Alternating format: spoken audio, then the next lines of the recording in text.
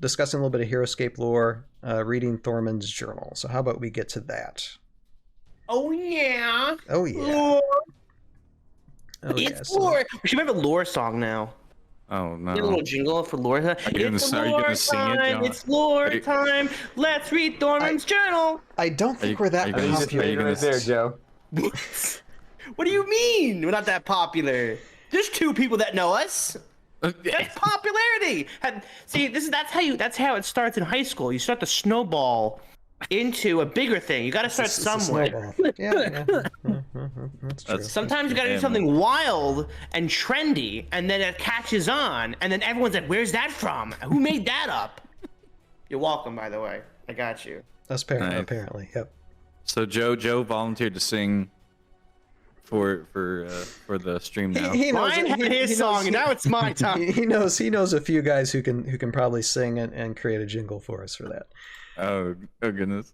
Anyway, okay, so Thormun's journal entry, number 5. We're gonna read number 5 and number 6. How about? All right, well, actually, wait a minute. I didn't even look at names here. I think I can do this. I'll do the first paragraph here. Journal entry number 5. I might butcher this, but let me give it a go. This is Arik. He is a sentinel. The sentinels are the core of Yandar's army. What's left of it. About 200 are in the Northern Army. They are tough. Most of them have homes near here. And is that a period or a comma right there at the end? That's a comma. That's a comma. Huh. I think it's because it's like a leading thought into the next paragraph, I think. Interesting. Okay, who wants to read this next one? Jeremy? Do you want to? Yeah, I got it. We, Raylan and myself, traveled along the edge of the forest near Stetchevan. Raylan described to me one of Utgar's many soldiers.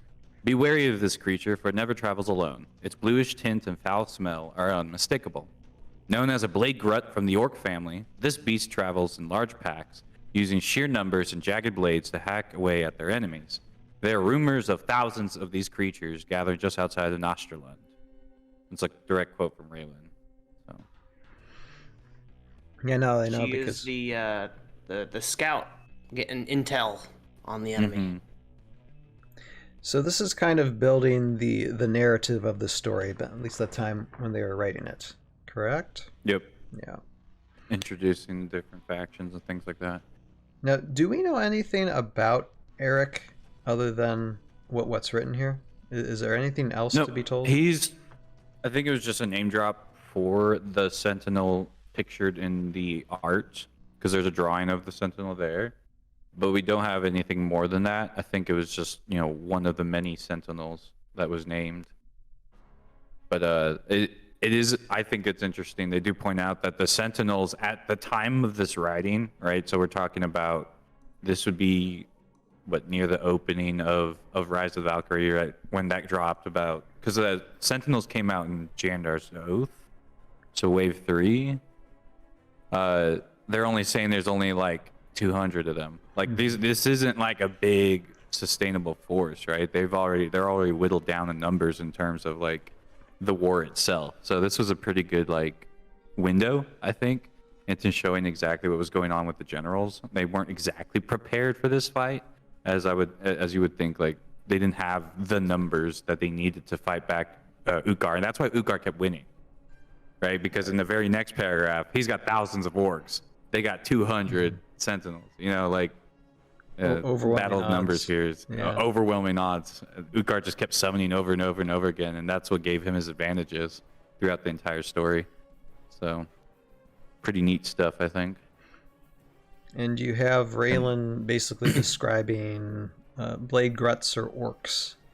Now, I have a question about blade gruts, and we might get into this when we cover them in a future time, their cards and stuff. But where does the word grut come from? Is that something that is another name for orc that I just don't know about, or what is that? So that's the name of their planet.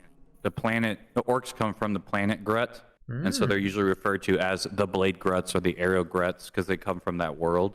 And that's kind of just how they call them on the card to distinguish them as a group of people. So I think it's just more because even Craig Van Ness when he was introducing the Age of Annihilation orcs. He was calling them Gruts as well.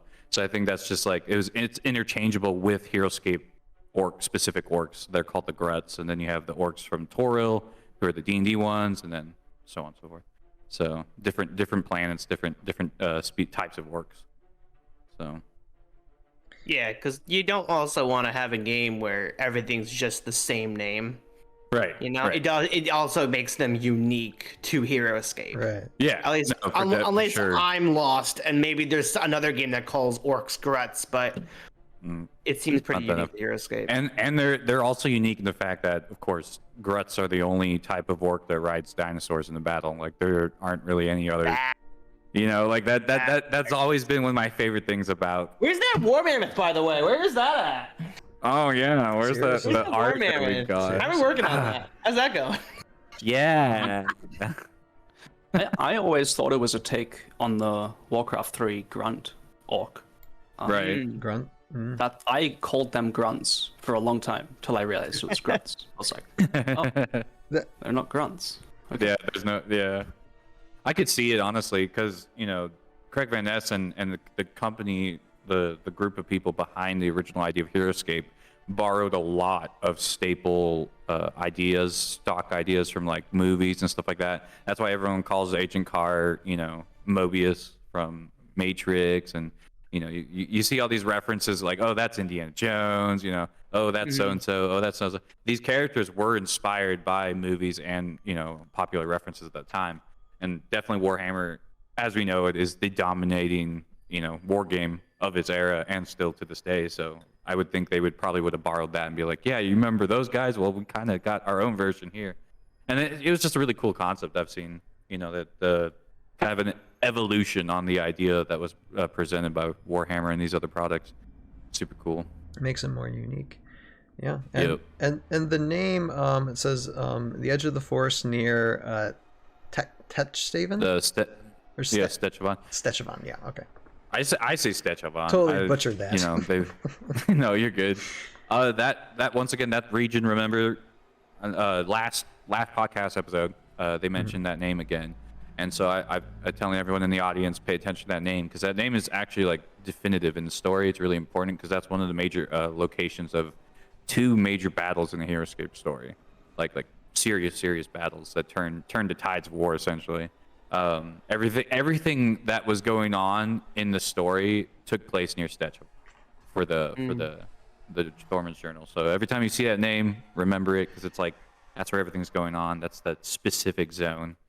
Well, and this segment will be in a playlist, so just they'll keep on listening. You'll hear this name a lot. You'll hear Stetchevon a lot. So it's a good name to remember. Keep your ears open for Stetchevon. Yeah. All right, great. Any other thoughts for these before we move on? Let's see. I like the idea that the Sentinel has a name, or at least one of them has a name. So I'm curious to know what the others, if the others have names. Actually, how would you do that for common squads? That's a lot of names. Yeah. Yeah. You have to have good imagination. A name generator, little name generator. At that point, yeah. Yeah. Where's ChatGPT? Give me a list of 2,000 names for Sentinels of Jandar. They probably will do that. It'll probably just be like this all you need. Exactly. Now, what would be a feat though is like, okay, names and backstory for each. Ooh, that might be a good challenge, but I don't think it's like crazy to do that.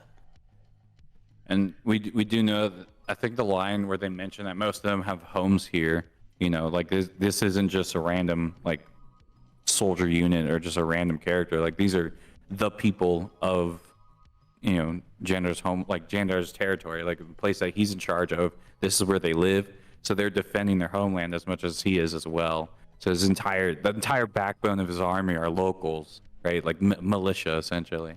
And it's pretty crazy to think, they tried to put everything they could to fight back this massive, overwhelming army of orcs and Maro that they had no idea what to do with, because they've never seen these things before, and they're just showing up on the doorstep all of a sudden.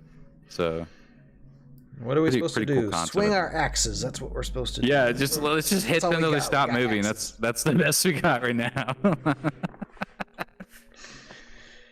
Okay. Anything else, guys? No, we're good. All I right. think we can. I think that's All right, that's so pretty much that it. has been that segment reading through Thormun's journal, and that has been Thormun's journal entry 5 and 6. Good segment, and look forward to reading more of Thormun's journal and seeing how everything connects in the future.